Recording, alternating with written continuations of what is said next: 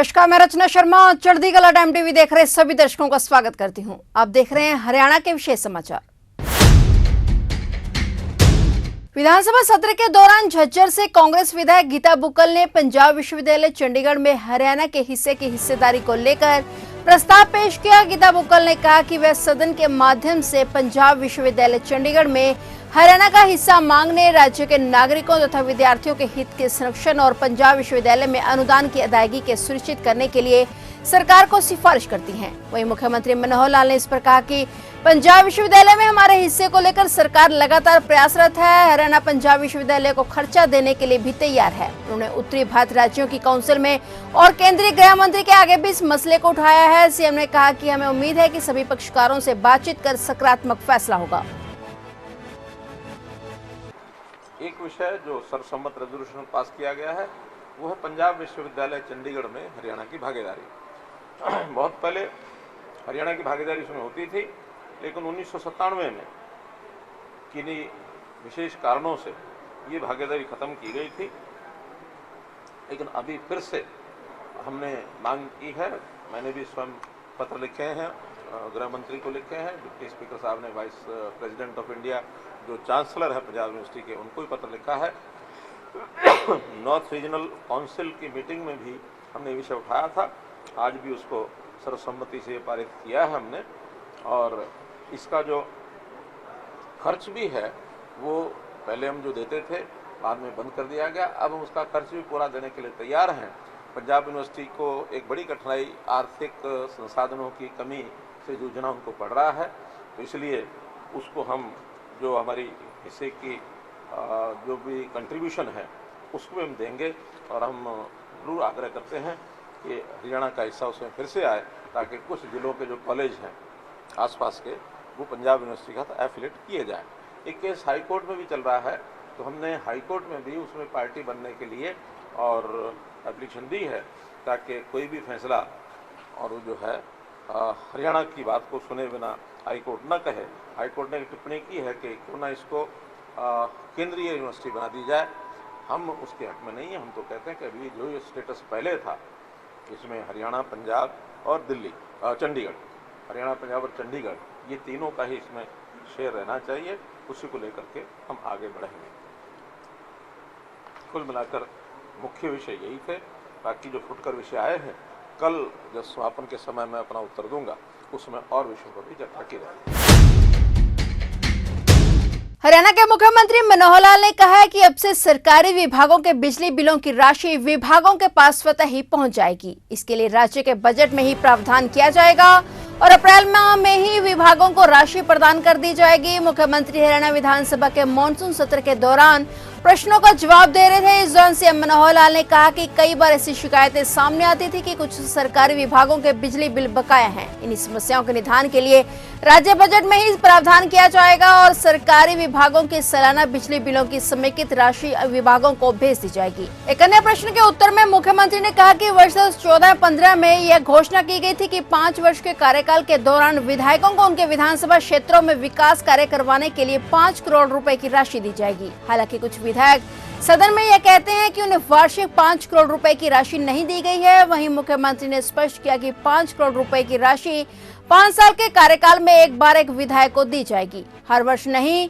मुख्यमंत्री ने कहा कि 4 से 5 विधायकों ने उनके क्षेत्र में करवाए जाने वाले कार्यों की सूची नहीं दी है, लेकिन वे सदन में जोर से आवाज उठाते हैं। उन्होंने कहा कि 7 दिनों में विधायकों के कहने से जो विकास कार्य करवाए गए हैं उनकी सूची विधायकों को उपलब्ध करवाई जाएगी, जिसमें कार्यों सहित राशि का ब्यौरा होगा। इसलिए जिन विधायकों की शेष राशि के कार्य बचे हुए हैं वे बता देंगे तो उन्हें राशि अब भी जारी कर दी जाएगी।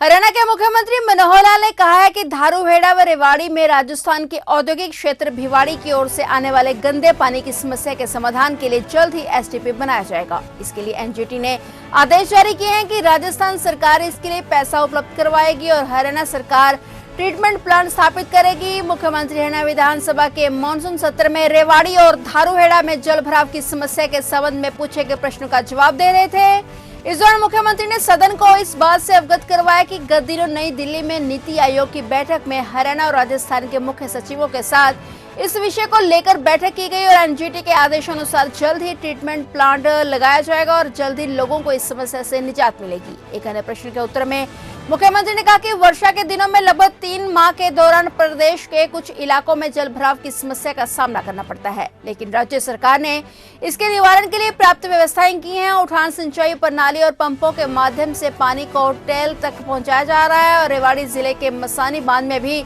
पिछले 3 साल से लगभग 8 से 10 फुट पानी आज भी रहता है, जो पहली बार हुआ है। उन्होंने कहा कि हालांकि प्रदेश में जिन जिलों में सिंचाई क्षेत्र कम है, उन क्षेत्र में दिए जाने वाले पानी को अन्य क्षेत्रों में विभाजित किए जाने पर विचार किया जा रहा है। इससे पानी का उचित उपयोग सुनिश्चित किया जा सकेगा। उन्होंने कहा कि पानी की कमी वाले क्षेत्रों में राज्य सरकार मिकाडा के माध्यम से सूक्ष्म सिंचाई को भी बढ़ावा दे रही है। इससे पहले के मुकाबले 30% तक पानी की बचत होती है और उत्पादन भी बढ़ता है। कि धारूड़ा का पानी है और वो हमारे यहाँ भिवाड़ी का पानी है और हमारे यहाँ धारूड़ा के आसपास काफी फैलता है। एनजीटी के अंदर ये केस गया था। एनजीटी ने फैसला कर दिया है कि राजस्थान को इसका पैसा देना है और बनाएंगे हरियाणा के लोग। उस नाते से कल नीति आयोग की बैठक थी तो दोनों चीफ सेक्रेटरी से मेरी बात हुई है, राजस्थान की चीफ सेक्रेटरी और अपने हमारे चीफ सेक्रेटरी और राव इंद्रजीत जी भी वहाँ थे। तो हम लोगों ने उनसे बात की तो जल्दी वो मीटिंग करके और बहुत जल्दी वहाँ जो एसटीपी वो लगना है ट्रीटमेंट प्लांट, बहुत जल्दी राजस्थान के सहयोग से ही करना है हमको, अकेले हरियाणा उसको नहीं करेगा, क्योंकि दोनों का मिलाकर के ही काम होना। हालांकि नुकसान हमको होता है, पानी उनका आता है, लेकिन एनजीटी का फैसला हो चुका है, उसका लागू कराएं। बर्मिंघम में 22वें राष्ट्रमंडल खेलों में देश के खिलाड़ियों ने अपना शानदार प्रदर्शन बरकरार रखा है। देश को कुल 61 मेडल हासिल हुए हैं, जिसमें 22 गोल्ड, 16 सिल्वर और 23 ब्रॉन्ज मेडल शामिल हैं। खास बात यह है कि देश की आबादी में लगभग 2% भागीदारी हरियाणा ने इन खेलों में भी अपना दबदबा कायम रखा है और भारतीय दल में इस बार सबसे ज्यादा 43 खिलाड़ी हरियाणा से हैं। इनमें से 17 खिलाड़ियों ने मेडल जीतकर देश और प्रदेश का नाम रोशन किया है। मुख्यमंत्री मनोहर लाल ने सभी खिलाड़ियों को दमदार प्रदर्शन कर प्रदेश और देश का नाम पूरी दुनिया में रोशन करने के लिए बधाई और उज्जवल भविष्य की शुभकामनाएं दी हैं। राष्ट्रमंडल खेलों में हरियाणा के खिलाड़ियों के बेहतरीन प्रदर्शन से हरियाणा के मुख्यमंत्री मनोहर लाल गदगद हैं। उन्होंने एक बयान में कहा कि राष्ट्रमंडल खेलों में हरियाणा के खिलाड़ियों ने इस बार लटकार दिया है। मुख्यमंत्री ने कहा कि हरियाणा के धाकड़ खिलाड़ियों ने एक बार फिर से साबित कर दिया है कि हमारे पहलवानों का डंका पूरे विश्व में बजता है। उन्होंने कहा कि हरियाणा सरकार की खेल नीति का ही परिणाम है कि राष्ट्रमंडल खेलों में हरियाणा के खिलाड़ियों ने धड़ाधड़ गोल्ड मेडल जीते हैं। उन्होंने कहा कि भारतीय टीम में शामिल हरियाणा के खिलाड़ियों ने न केवल खुद को साबित किया है, बल्कि पदक तालिका को भी आगे बढ़ाने का काम किया है। मुख्यमंत्री ने सभी खिलाड़ियों को बधाई देते हुए कहा कि अपनी मेहनत के बलबूते पर इन सभी खिलाड़ियों ने देश व प्रदेश का नाम रोशन किया है। मुख्यमंत्री ने कहा कि पिछले कई सालों में हरियाणा ने देश को बेहतरीन खिलाड़ी दिए हैं, चाहे मुक्केबाजी की बात हो या कुश्ती की। ऐसे कई खेल हैं जिसमें हरियाणा के खिलाड़ियों का प्रदर्शन धाकड़ रहा है। महिला और पुरुष वर्ग दोनों में ही हरियाणा के एथलीट अव्वल साबित हुए हैं। सीएम मनोहर लाल ने कहा कि हरियाणा सरकार मेडल विजेता खिलाड़ियों को सबसे ज्यादा इनाम राशि देकर सम्मानित करती है। उन्होंने ये भी कहा कि प्रदेश सरकार राष्ट्रमंडल खेलों में पदक जीतने वाले खिलाड़ियों को स्वर्ण पदक के लिए 1.5 करोड़ रुपए, रजत पदक के लिए 75 लाख रुपए और कांस्य पदक के लिए 50 लाख रुपए देगी। इसके साथ ही राष्ट्रमंडल खेलों में भाग लेने वाले खिलाड़ियों को 7.5 लाख रुपए दिए जाएंगे।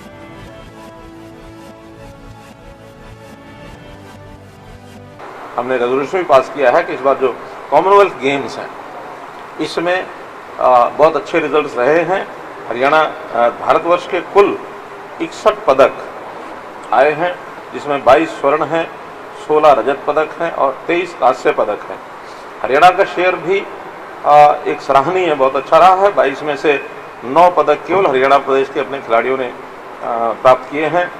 रजत में 16 में 2 हैं, ये थोड़ा कंपैरेटिवली उतनी बड़ी रेशो नहीं है, लेकिन कांस्य में 23 में से 6 हैं। कुल 17 पदक हरियाणा के एक बहुत अच्छी एक पहल ये की गई है। हरियाणा की जो खेल पॉलिसी है वो बहुत, जिसको कहना चाहिए, सराहनीय है। हम कॉमनवेल्थ यानी जो भी स्वर्ण पदक विजेता होते हैं उनकी राशि अलग अलग खेलों की अलग अलग है। मेडल के हिसाब से पहले से हमारी पॉलिसी है, सबसे ज़्यादा इनाम हरियाणा की ओर से ही दिए जाते हैं, चाहे कोई और स्टेट हो, चाहे कोई दुनिया के देश हो। सब देश और सब स्टेटों से ज़्यादा हरियाणा के इनाम हैं। जो भी गोल्ड मेडल लेके आ रहे हैं, ब्रॉन्ज के लेके आ रहे हैं, सिल्वर के लेके आ रहे हैं, सबको इनाम मिलेंगे। और हमने तो बल्कि जो चौथे स्थान पर आते हैं उनके लिए इनामों की घोषणा की है। और इन सबको जो मेडल लेकर के आते हैं उनको यथा योग्य जैसा जिन पॉलिसी है उसके हिसाब से उनको नौकरियाँ भी मिलेंगी। फिलहाल हरियाणा के विशेष समाचारों में इतना ही, और नए समाचारों के साथ फिर से हाजिर होंगे। तब तक के लिए देखते रहिए चढ़ती कला टाइम टीवी, और अब मुझे दीजिए इजाजत। धन्यवाद।